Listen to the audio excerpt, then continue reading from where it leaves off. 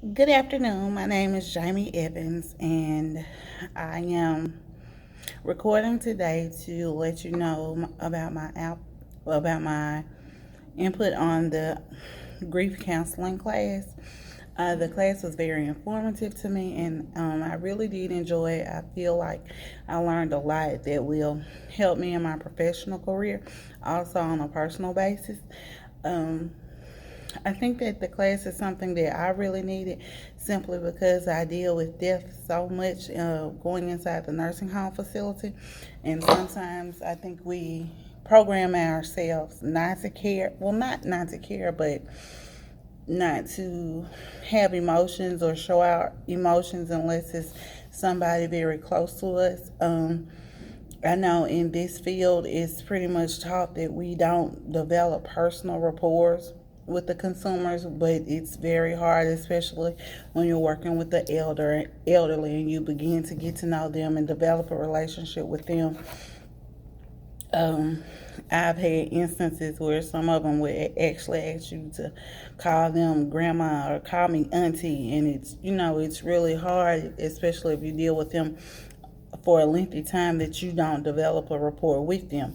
So I think the grief counseling class is something that I really needed for myself.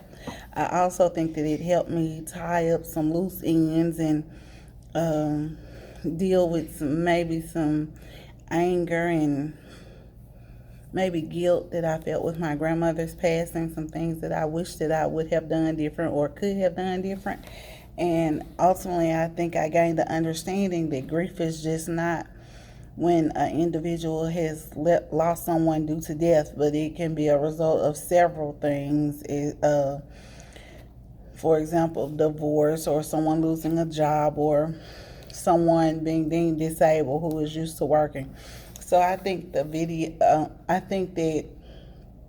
the class was very informative to me. I do wish it was a little bit longer, and I wish that I could have learned more. I do think as counselors, it should be mandated for us to take a grief counseling class, because I just personally feel like you don't know when you're going to have to deal with someone who is grieving. And we need to know how to approach them in the correct manner, what to say and what not to say. Like I had no idea that we weren't supposed to say, you're going to be okay, or I understand what you're going through. I now understand that telling somebody I know what you're going through could really trigger them and make them angry when you were really just trying to console them. So,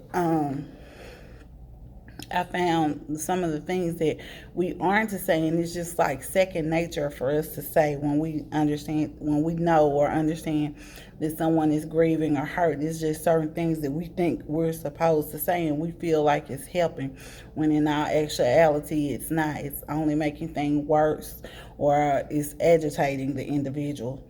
Um, I also think that, well, until now, I never thought that grief counseling would be something that I would try to specialize in, kind of like family and marriage counseling, or